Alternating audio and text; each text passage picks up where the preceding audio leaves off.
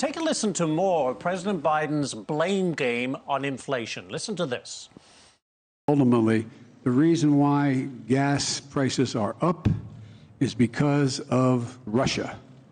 Russia. How long is it fair to expect American drivers and drivers around the world to pay that premium for this war?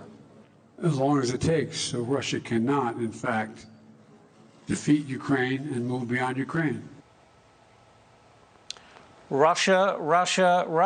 Congressman Jim Jordan, a Republican from Ohio, joins me this morning. Thank you, Congressman. What do you make of the blame game that's coming from President Biden? Well, I mean, he's wrong like he is on every other issue. I mean, we know why we have inflation. They spent like crazy. They paid people not to work, and they drove up the cost of energy. It wasn't Russia that did it. It was their crazy policies. Their policies that ended the pipeline, their policies that won't let you drill in ANWR, their policies that made it difficult to get leases on federal land. So everything cost more because of Joe Biden. Food costs more, gas costs more. If you want to buy a new home, it costs more. Everything costs more. And this idea that, somehow Americans don't understand, they do. There's a reason, actually, that more than 7 out of 10 of our fellow citizens think the country's on the wrong track because it is under Joe Biden and Democrats running our government. And that's why I think there's going to be a big change come this November's election.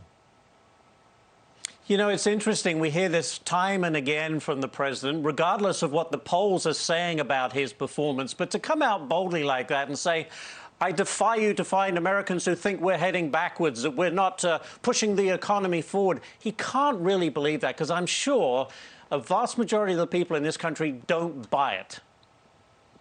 Well, he doesn't buy it. The country doesn't buy it. But I think it's rooted in something that's even worse. And that is this disdain, this dislike they have for folks who live in flyover country. Out here in Ohio, Western Ohio, North Central Ohio, that I get the privilege of representing, where you make things, grow things, and move things, you need fuel prices at a lower level. You're going to work. You're in manufacturing. You're in construction. You're in the field planting crops, harvesting crops. And then you're in trucking business, moving those goods all over the country.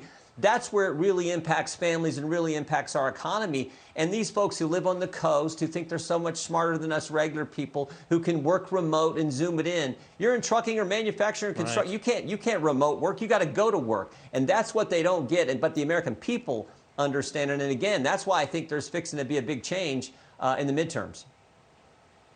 Yeah, I think you're right. Congressman, we're already out of time, but thank you so much for taking the time to talk to us this morning. Really appreciate it.